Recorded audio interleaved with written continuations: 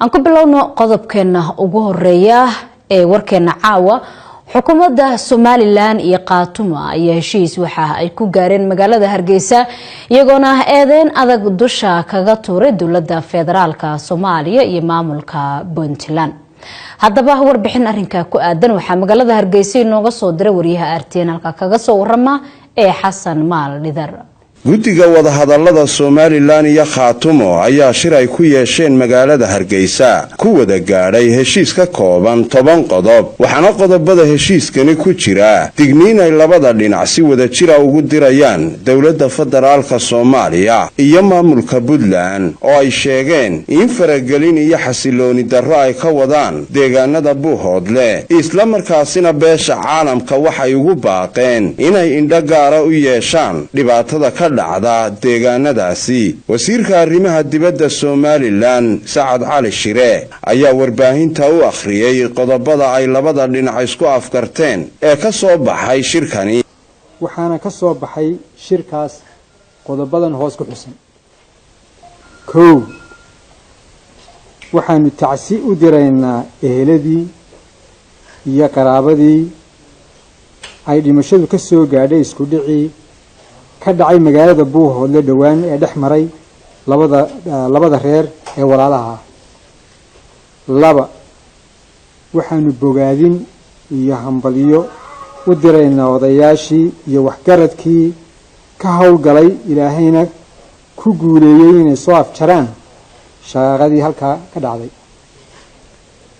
saddex waxaanu isla garanay in meel looga soo wada jeesto xaaladda cusub ee ka aloosan Buuhoodle.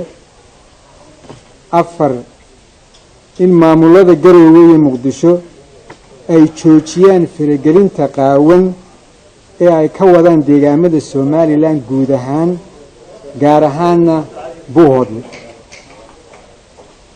shan in caalamku ogaado wixii dhibaato ah ee ka dhaca Buuhoodle ay ka mas'uul yihiin labada maamul ee Garowe iyo Muqdisho.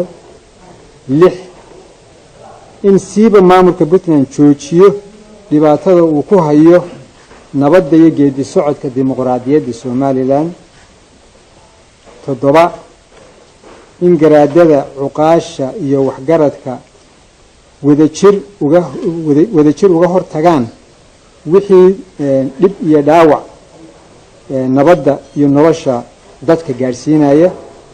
sidoo kale Kaysa Cabdi Yuusuf oo ka mid ah mas'uuliyiinta Khaatumo ayaa ka hadlay qodobada lagu heshiiyay waxaana uu sheegay in la magacaabay guddi ka kooban 8 xubnood oo ka kala socda labada dhinac oo qabanqaabinaysa isla markaasina gogol xaad u ah shirweyne wax lagu wada qaybsanayo.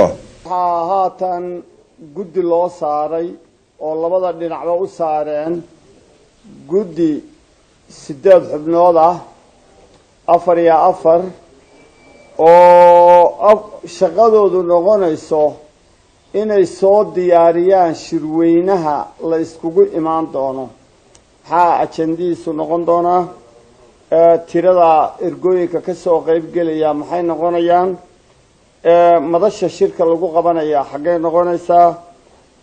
muddada shirku soconaya intay la ekaanaysaa? shirkaasna waa mid waliba Khaatumo iyo Somaliland la rabo in laga sii salbalaariyo.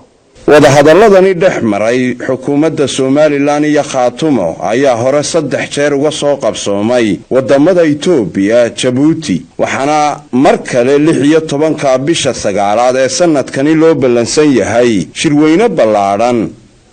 Xasan Maal Lidar, telefishinka RTN magaalada Hargeysa.